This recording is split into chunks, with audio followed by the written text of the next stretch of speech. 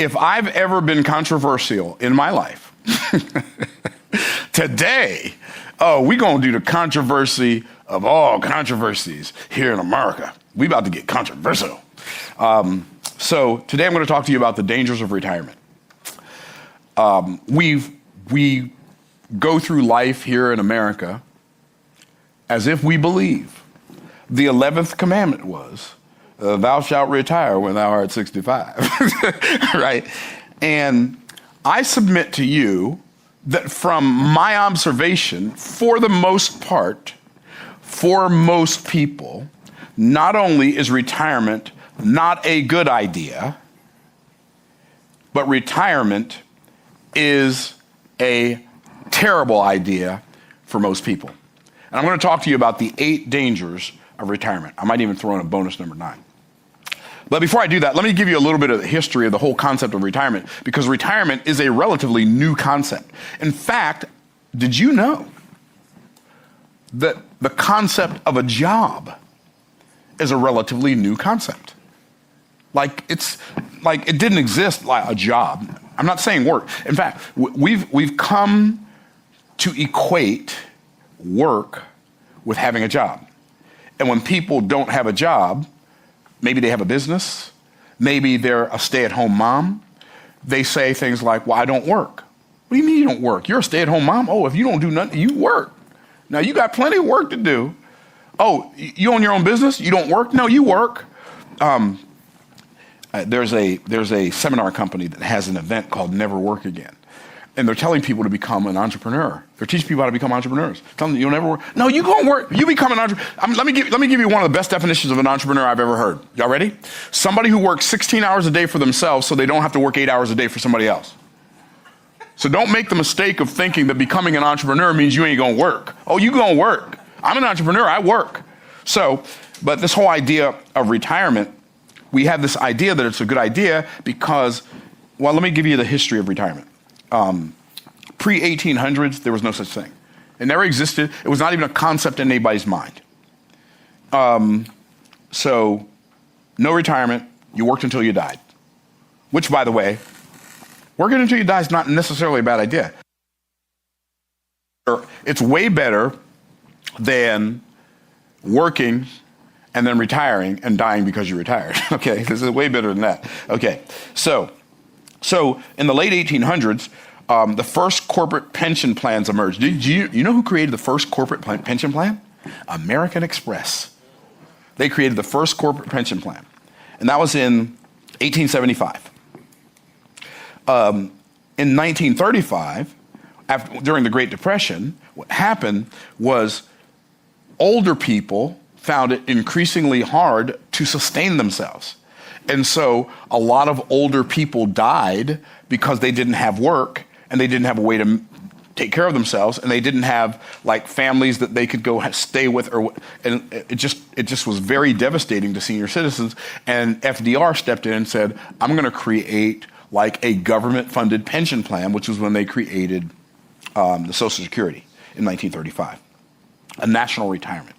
And so they said, we'll tax everybody a percentage of their income so that when they become a senior, like when they become retirement age, that wasn't a phrase, but what we think of as retirement age, then the government can take care of them for the rest of their lives. But here's the caveat. The average lifespan was only 61. So most people never lived long enough to get it. So this is like a great government Ponzi scheme. Okay. Anyway.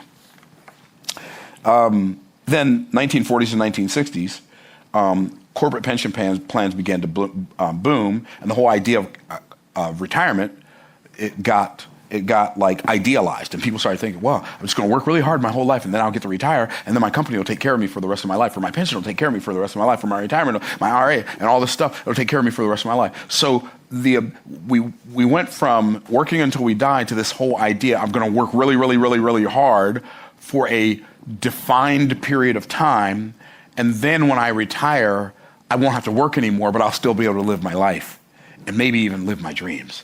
And so people have this happily ever after fairy tale imagination of this concept of retirement, and most people find out that it doesn't actually work that way. 1970s and 1980s, we shifted from pension plans to 401ks. And in the 2000s to 2025 and beyond, the problem is that people live longer, and so retirement is constantly being redefined. And so here are the 8 dangers of retirement. Number 1, a drift from direction. Without a clear sense of purpose, retirement can lead to aimlessness and apathy. And so many people, when they retire, they feel lost. Why do they feel lost? Because when they were working, their identity was wrapped up in the work that they did. You ask people, so, what do you do for a living? It's so fascinating. That's an interesting question. What do you do for a living? How many of you have been asked that question before? I've been asked that question a bunch of times. What do you do for a living? We've asked that question. What do you do for a living? But there is a better question that we could ask. What's the better question? A better question than what do you do for a living? Here's a better question. What do you do while you're living? Most people are so caught up in what they do for a living that they forget to do something while they're living. And so what they do is they work, and then they go home and indulge, and then they get rested up so they can go back and binge. And what our objective is, we're going to work until we get to some predefined age where we can say, I don't have to do this work stuff anymore, and I'm willing to work really hard and really long so I can get to the point one day where I don't have to do this anymore. But when that happens, a lot of people feel lost. And some people die just because they feel useless. Like, I don't ever want to feel useless. Somebody asked me yesterday, I was on the driving range. I was hitting golf balls. I saw this guy that I used to play golf with sometimes. His name's Bill. I said, hey, Bill, how you doing? He said, hey, Myron, how you doing? I said, great. He said, how's business? Oh, business is booming. He said, no. He said, are you retired? I said, oh, no, I have no intention of retiring. I have no intention of ever retiring. Like, I love what I do too much. Why, retire from this? Child, please. Right? So, a drift from direction. Then that leads to a decline in discernment. Like, it's interesting how purpose is directional, right? Whereas, like, confusion is more environmentally. Like, where am I? What am I going to do with my life, right? And so, a lack of mental challenge causes cognitive sharpness to dull over time. I'm so glad that I have things that I have to do and I have to think about. I have things I have to think about every week. I think instead of winding down our learning as we get older, I think we would be so much better served and serve humanity better if we'd ramp up our learnings as we get older. Like learning a new language, learn how to play a musical instrument, learn a new skill, learn how to use a computer, learn how to do something that you never thought you'd learn how to do in your life, but maybe that you've always desired to do. And what will happen is, as a result of that, man, if you're involved with meaningful work, it provides so much opportunity for you to think. But if you don't do that, you're just going to your discernment's just going to decline over time. You're just going to be like, if you don't, it's fascinating how having to think causes you to think more clearly. Having something to think about causes you to think more clearly. I'm so glad that the work that I do, I have to figure stuff out. Sometimes I have to figure out more stuff than I desire to figure out at that time. I have to have conversations, and people ask me hard questions, and sometimes I know the answer, and sometimes not so much. But man, I'm so glad to be involved in something that still challenges me at the age of 64. I'm still challenged by my work, and I still love my work, and I embrace my work. And by the way, at the end of this video, I'm going to give you a really, really great, viable alternative to retirement that will give you the ability to enjoy your life your whole life in ways that you more than likely won't be able to do if you have this desire, in my opinion, which is delusional for most people, to retire. Okay, so then let's don't even talk about the depletion of dollars. You stop working. So now, and most people's retirement plans do not compensate them 100% of what they were making when they were working. So now you're going to retire. This is your goal. So I just want to make sure that we're all on the same page. Your goal is to stop doing the work that you're good at. So you can stop working, get 1/2 to 75% of what you couldn't live on when you were working. And somehow this is going to make your life better. So now you've got all this time in front of you, but you have no money to enjoy it. When you were working, you had the money, but you didn't have the time to enjoy it. Why? Because that's how you set up your life. See, if you don't create a life by design, you're going to live a life by default. If you don't design your life, somebody else is going to design it for you. And so you have a depletion of dollars. And you don't have to have a depletion in dollars as you get older. If you become the more financially literate you become, the better off you can be doing as you get older. You know, I was just sharing with the studio audience before we started this live this morning. You don't have to make a fortune from your work in order to become wealthy. You just have to have a better plan for your money based on a better understanding of the purpose of money in order for you to create wealth. And then when you get what they call retirement age, your dollars don't have to deplete. Like, I don't need to work. I'm not working because I need the money. I don't need the money. I can invest. I can live off of my investments for the rest of my life, and I'd be okay. I'd be fine. I'd fully sustained. I could just play golf, have a golf YouTube channel, have my Bible study YouTube channel, my business YouTube channel, just because I know stuff about business and people like asking me questions. And this is a great place for me to answer those questions, because then for those of you who believe you don't have enough money to pay for it, you don't have to pay me, and I don't have to have one-on-one conversations with you. Everybody wins, right? And so, like, YouTube could pay me, but my investments could pay me, and I don't have to do any of this stuff anymore. It's like so simple. Okay, depletion of dollars. And then this is probably the most dangerous, maybe not, I don't know which, but this is really dangerous. You have a drop in discipline. You lose the structure of work, and because that was the main structure of your life, you lose a lot more structure in your life. And so you don't have discipline anymore. You just kind of do whatever you want to do when you want to do it, and you don't have structure. Unfortunately, one of the reasons most people need a boss is because they don't have the ability to make themselves do the things that they need to do the most when they need to do the most. That's the reason most people need a boss, because most people don't have enough self-discipline. They don't have enough self-motivation in order to make themselves do what they... Now, I'm not saying it's true about everybody, but that's true about a lot of people. And so you quit working, and now you don't have a reason to be disciplined anymore. So you just kind of let yourself go. So now that time you were spending working, you're spending watching television and eating Twinkies and Ho-Hos. Well, maybe that's not the best use of your time. And so you have a drop in discipline, and now all of a sudden you start to pick up some excess weight. Now all of a sudden your joints start to hurt. You know what trips me out? Dr. Siobhan, you're a physical therapist. You can appreciate this. People say, oh, I have a bad knee. They say, oh, I have a bad back. You don't have a bad knee. You have a really, really good knee that's doing the best it can to put up with your bad habits. A bad knee? Your knee ain't bad. Your knee's doing the best it can. You don't. Okay, if your knee could talk, what would it say about you while you're blaming it for being bad? Oh, snap. You know what's really fascinating? Like, I've had issues with my back my whole life. Like, I have x-rays like show. I have degenerative discs and blah, blah, blah, blah, blah, blah, and all these maladies, right? Because I had polio as an infant, and I walk with a brace, and my gait is off, and it's like, that's not good for your lower back. But guess what? I have virtually no residual acute systemic pain in my body. Now, sometimes my back locks up, but it hasn't recently, not since I've been consistent and intense about working out. So I do back exercises every day.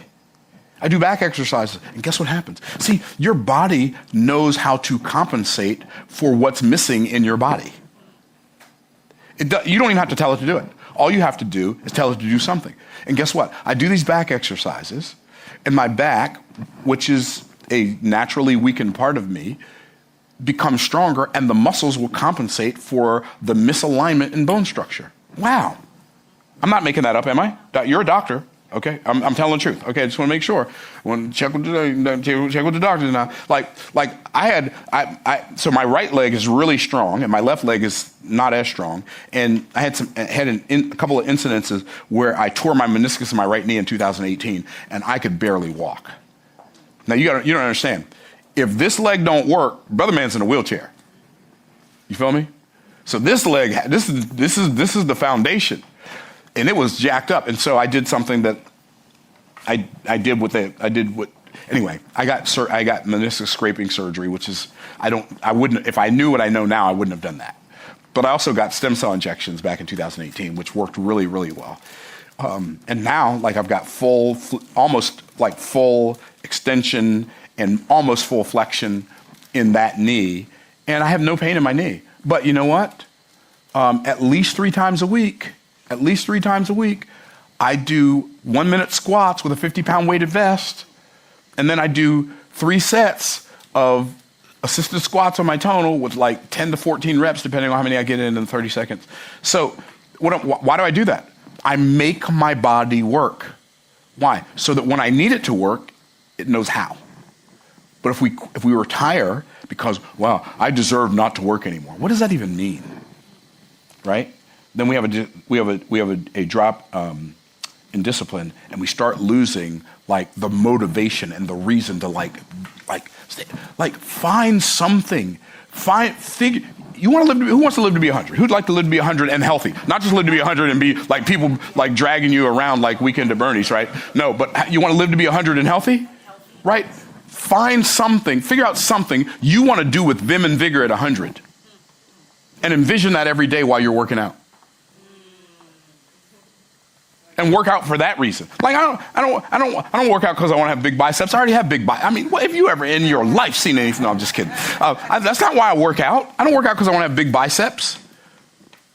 I don't work out because I want to have shoulder rollers. That's what my coach says. He's like, shoulder boulders. Come on, let's go. Shoulder boulders. I'm not working out because I want shoulder boulders. I do like the idea of shoulder boulders, though, but that's not why I'm doing it. I'm doing it because I have a great desire for this body to serve me into my 100s. And so guess what? I act as if that's real right now while I'm 36 years away from 100. Get a vision for your future and don't have a drop in your discipline. Okay. I don't know if we're ready for this. Disconnection of daily relationships. When you leave the workplace, now you have fewer people to interact with. And God is not right about heaven and wrong about this. It is not good for man to be alone. People need people. Even people who don't like people need people. And so what happens is you leave the workplace and now you have nobody to interact with. You used to interact with the people at work, right? Because, I thank God that, my kids live in Tampa. I thank God that my daughter lives right around the corner from me. We had a family mastermind call last night. And after it's over, I called Dee Dee and I said, hey, what are y'all doing? We're getting ready to bring Ari over. Over where? Ari's my granddaughter. Over where? Oh, to your house. Oh, okay, cool. So how can I not be excited by that, right? But even though it was past the time I really like having people come over, because I like to go upstairs at 8:30 and run my bath water. I'm just keeping it real. Then they came over, and then John and Dee Dee were going to go to the golf course, and Ari was going to hang out with me and my wife. And I'm going to go upstairs. I'm going to take a nap. Don't ask me why I take a nap at night. It really works well because I have this pulse electromagnetic field mat. Sometimes I take a nap on it at night. It helps me sleep better. Sounds weird, but it works. It works for me. And so I'm going to take a nap, and it's going to be great. And I'm going to listen to my binaural beats. It's going to be epic. And then my wife comes and says, "Hey, Ari's going to stay here." Great. Okay. Well, I was going to. She's like, go play golf with John and Dee Dee. I'm like, I already played golf today. And this is what I was thinking. I already played golf today. I don't want to play golf again. But my daughter's going to play, and she doesn't really like golf. So, okay, I'm going to go. So we went and played 8 holes last night, and then the sprinklers came on, so we left. So we went and played 8 holes, and I've got the good fortune of being really close to family. My brother Rob lives in town. My brother Mark lives in town. Their kids live in town. So we have a family, like we had a 4th of July at my house. We had probably 40 people at my house, right? But everybody doesn't have that. Some people, their network is their network at work. And if you retire, you lose that. And then you start being disconnected from people. Then you start wondering if people like you. Then you start wondering if your life matters. Then it just creates all kinds of negative impacts that we, like, I'm just talking, like, I'm going to give you a viable alternative to retirement that's really, really way more fun, way better, way more profitable, way more exciting here in a minute. So that was number 5. Number 6, disruption in domestic dynamics. Unrealistic expectations at home can create tension with the spouse and family. Retiring, now the person who only had to deal with you a couple of hours a day, now they got to put up with you all day long. Go do something. I don't care what you do. You got to get up out of here. Can I get a witness? Right? It's like, I love you, but I want to love you in smaller doses. Right? Y'all know what I'm talking about? Now, if you and your spouse spend all day together and y'all work together, that's fine. But the reality is, like, I actually could hang out with my wife all day. I don't think she could hang out with me all day though, because I'm a lot. I'm a lot. Oh, I'm a lot. Trust me, I'm a lot. I always have an idea. I always have something great I want to do. I always have, hey, let's do this. Hey, let's do that. You'd be like, bruh, go. Okay. So we are going to take a vacation. My wife and I, we're going to take a month of vacation for our 40th anniversary. We're leaving on August 24th, and we're not coming back till September 25th. If we're not tired of the world, unless we're tired of the world. If we're not tired of the world, then we might stay longer. Okay. So, disruption of domestic dynamics. Like, absence does make the heart grow fonder, right? And then, so number 6 is diminishing of distinctions. Retirees feel their value and their voice are no longer vital in the marketplace or at home. They don't matter. I feel like I don't matter. I don't want to ever feel like I don't matter. You know, here's what's cool. My family makes me feel like I matter, so I'm cool, right? But when I come here, like, I create a YouTube video. People watch it. Oh, maybe something I think, something I believe. Wouldn't it be a shame for somebody who's lived for 64 years and knows something, and they actually put it out there and said, well, May 14th next year, I'm going to be 65. I'm done doing this. Y'all just going to have to watch the videos I already have up there. There's so many people who've lived a long time and had a lot of experiences and so much to offer, and they, because of some arbitrary timeline that somebody else created, they say, I'm not going to do this anymore. I'm just going to retire. Why? That doesn't make any sense. You can do whatever you want to do. I'm not saying don't retire. I'm saying, have you really ever thought about whether or not that was really your idea? Or are you just doing it because they told you that's what you're supposed to do when you get here? So you have this anyway, I'm going to give you an alternative here shortly. So diminishing of distinctions and a detour from devotion. Without routine, spiritual practices can fade and faith can stagnate. One of the primary reasons I work is to exercise my godlikeness. What did Jesus say? He said, my Father works, hitherto